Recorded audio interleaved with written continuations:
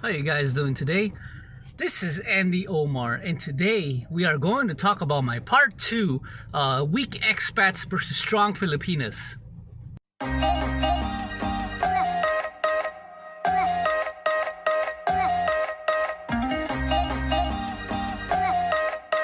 Okay, a lot of people liked my previous video that I did, but then there's a small minority where a few Filipinos and a few guys, they were offended because I sounded kind of elitist.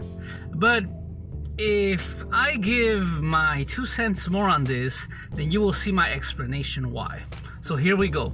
The reason why I did this video, look, have you ever noticed you guys got guy friends and they always complain about their girl or the Philippine culture for some reason? For example, they would usually say, oh, my girl can't really cook good. He's always complaining, my girl can't cook good. I need to go somewhere else to a Western restaurant because my woman can't cook good. Why? She can't follow a recipe? Maybe because she can't really comprehend English? The education thing comes up. Or what if, for example, you guys are set up? What if something happens to you? You get in an accident or a health problem. How is she gonna deal with the doctors? How is she gonna deal with your previous things and talk to a doctor about things that are actually happening to you? How? Another part is financial transactions. For example, a lot of people here, they do financial transactions and they don't haggle. Like the girls who are from the provinces, like that. I'm not gonna say nothing bad, but there's, in Philippines, there's a lot of price gouging. Not just to foreigners, but to Filipinos. So, for example, the city Filipinos, they price gouge things to the Filipinos in the provinces, and they do that a lot. So they usually give these high, crazy prices for some reason. Yes, they mess with each other seriously. How is she gonna deal with that? Is she gonna haggle? Is she gonna do? How is she gonna? Go through the process telling you. What about when translations, you need something to be translated on the fly, and you tell your girl, hey, what's going on? And then she'll look at you like deer in the head, like, he said, I don't know. You get it? So that's another reason. Sometimes you need things on the fly. I'm not trying to sound elitist here, but there's a lot of these are common foreigner complaints. So transactional stuff, we all know that there's times where girls or YouTubers or whatever, there's always a girl messing up something, a mishap. So what about legally? What if you didn't do something? For example, the parking. For example, she doesn't know the rules of the road.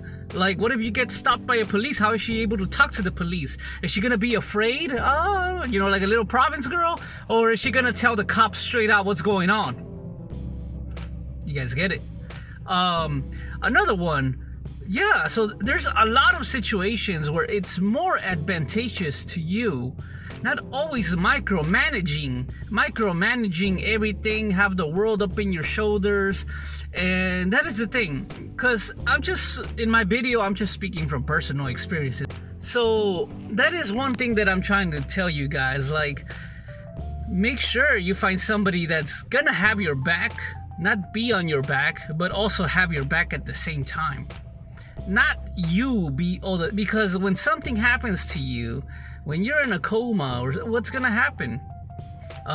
There's a lot of guys here complaining how girls or Filipinos, they can't use ATMs. So I know it's nice to show them. I'm a pretty young expat. I didn't come here to the Philippines to teach anybody anything. If I want a partner or something, I'm gonna get somebody that already knows from the get-go. So I know there's older guys, I have nothing wrong against the girls, but the thing is that you guys have to have somebody to watch your back. There's some that will, yes, but then there's also ones who can't. because they can't talk to a certain person a certain way. As I said, my example, price gouging, or if, like, let's say you're in an accident, a car accident or a vehicle accident, which usually happens. It's gonna happen. How is she gonna talk to the guy? Because usually, you know, if it's a foreigner, the Filipino guy, it's always going to be right, and the foreigner is going to be wrong. I have to put freaking cameras here in order, you know, for me to prove myself I'm right. But because the way they Filipinos love to argue, and if they argue amongst each other, it's even better. It's better to find somebody who can out-argue others. Yeah, I'm not gonna say that she needs a very good job or a good education, but at least if she can do those things, and at least you can rely on her, then it's a perfect relationship. I know that there are guys who are happy with their girls, and congratulations. You know, the thing is that I'm just speaking to these guys who come here and they don't know anything. They assume things. They assume the girl knows how to, you know, how to bank. They assume all these stuff, all these things. They assume they can cook. They assume. My recommendation is just have somebody, as long as she can follow a recipe, she can follow anything else. That's my thing. A lot of guys complain, oh, this girl can cook, this girl can't do this girl can't do that.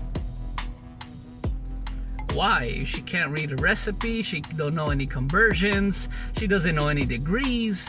So you guys have to figure that out. You know, like for example, YouTube is a perfect teacher. So yeah, that is my response to the video, and I hope you guys like it, and I hope you guys see it from my point of view, because I'm not here trying to, you know, screw you guys over. I'm here trying to help you guys out. And if you guys can find somebody that will have your back and out argue people or whatever, and she can actually be somebody of importance to you, an ally, not an asset, but an ally. That's what you need. You need an ally in your life. You need an ally in this country. So as long as you got a good ally, then you're set. You're set for life, and you will be the happiest man in the world. So anyway, this is Andy Omar signing out. Peace.